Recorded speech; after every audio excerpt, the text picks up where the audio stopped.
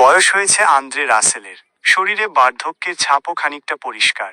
তবে দৈহিক কসরত করে প্রতি মুহূর্তে নিজেকে ফিট রাখার চেষ্টা করেন নাইট তারকা। কিন্তু এবারে আর হচ্ছে না। কেরিয়ারের সেরা সময় কাটিয়ে এসে এখন হয়তো বিশ্রাম চাইছে ক্যারিবিয়ান তারকার ক্রিকেট সত্তা। এ মরশুমে নাইট শিবিরে তার জায়গা হওয়া নিয়েও তৈরি হয়েছিল দীর্ঘ জল্পনা। তবে শেষমেশ পুরনো কারিগরে আস্থা রাখে কেকেআর। কিন্তু লাভ হচ্ছে কি? কলকাতা নাইট রাইডার্স হয়ে শুরুর 2 ম্যাচেই ব্যাট হাতে পাস করতে পারেননি এই অভিজ্ঞ। তবে মুম্বইয়ের বিরুদ্ধে হারের ম্যাচে 2টি উইকেট পেয়েছেন তিনি। যদিও সূত্র বলছে, বহু যুদ্ধজয়ের কারিগর রাসেলকে এবার সম্ভবত তার খারাপ ফর্মের কারণে বাদ দিতে পারে কেকেআর। তাহলে বিকল্প কোথায়? কানে আসছে, তাও নাকি খুঁজে নিয়েছে ডিফেন্ডিং চ্যাম্পিয়নরা। সম্প্রতি লিগ ক্রিকেটে খারাপ সময় চলছে তাঁর। শত চেষ্টা করেও ফর্মে ফিরতে পারছেন না আন্দ্রে। গত 3 ম্যাচে ব্যাট হাতে খেলোয়াড়ের ব্যর্থতা তার বাদ পড়ার জল্পনায় নতুন মাত্রা জুগিয়েছে।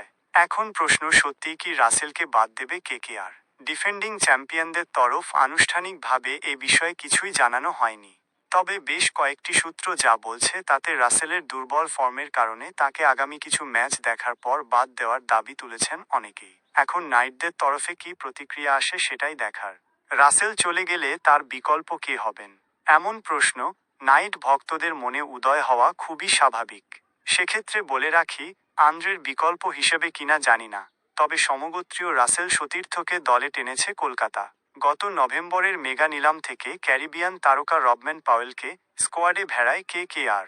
ওয়াকিবহাল মহল মনে করছে, নিলাম থেকে 1.5 কোটির বেস প্রাইজে কেনা এই ওয়েস্ট ইন্ডিজ তারকাকে রাসেলের ব্যাকআপ হিসেবেই স্কোয়াডে রেখেছে কেকেআর ম্যানেজমেন্ট।